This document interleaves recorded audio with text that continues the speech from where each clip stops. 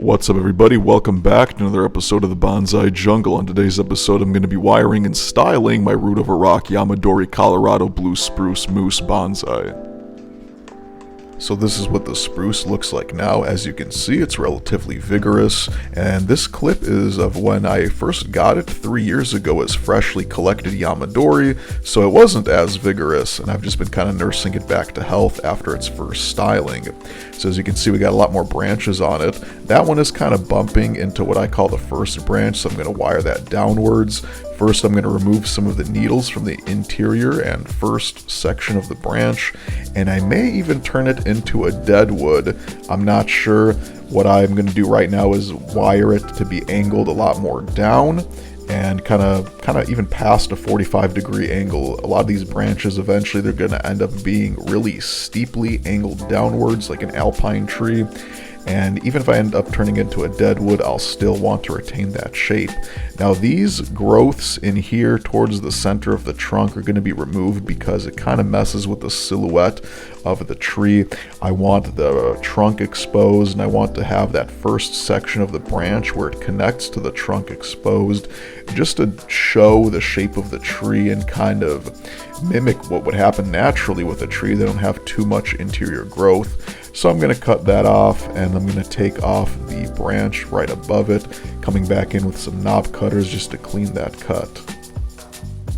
So here on the first branch, you can see I have a mix of very vigorous foliage and then branches that really haven't put on any new growth over the past 3 years. I'm not sure why that is, but I'm going to remove the sickly looking stuff and just take the vigorous stuff and wire it into place to take their spot, because I feel like that smaller foliage that really isn't doing much and not putting forth any new growth is just going to die off eventually anyways. So now I'm going to wire these two branches using the same piece of wire, and I'm using size 14 copper wire for this project rather than aluminum wire because spruce is very flexible and it's a very vigorous grower. So if you use a softer wire during the growing season, once this tree starts putting on new growth, those branches are going to have a tendency to revert back to their original position and even start pushing more upwards as the new growth emerges and starts reaching towards the sun. So I'm using copper wire once again because it's stiffer and it will hold the position better. So as we move into the next year and waiting for these branches to grow new bark and harden and set themselves in the position that I want them, that copper wire is going to be a lot better for maintaining the shape of the design that I'm going for, rather than just getting all bent out of shape, literally back into a wild looking garden tree. So I'm going to remove that tip of the branch because we have enough here that when I start wiring it downwards, it would just be too cluttered if I left anything longer. And I'm going to take these branches towards the back of that branch and bend them downwards and towards the back of the tree so that they're not growing straight upwards. Same thing with these branches above it. I'm doing basically what I did 3 years ago, and that is bending them all down with the wires at a 45-degree angle or more. That's kind of the style that I'm going for. It's more of a typical wild spruce. If you can imagine a spruce growing at a high elevation in the mountains, they get very tall. Those branches are covered with snow all winter, so they start sagging downwards, and overall it has a very narrow triangular shape. Now a lot of these branches can be pruned back to make the silhouette a little bit more narrow, but I didn't do that today. I'm waiting until later on in the spring where I can see the new buds starting to emerge, because then I can make a decision as to how much I can cut off without interfering with the health of the branch.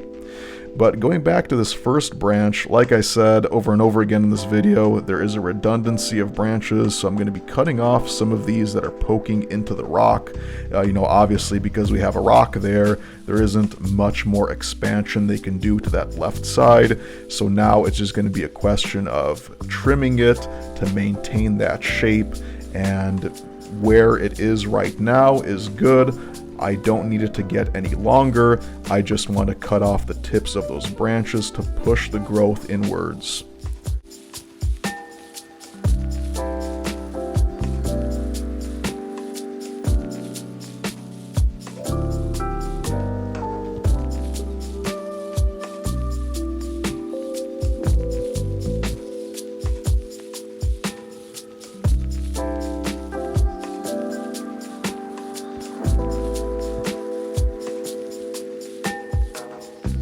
So I finished wiring this tree for right now, and what I'm going to do is fertilize it for the springtime because I want it to push some new growth to get ramification.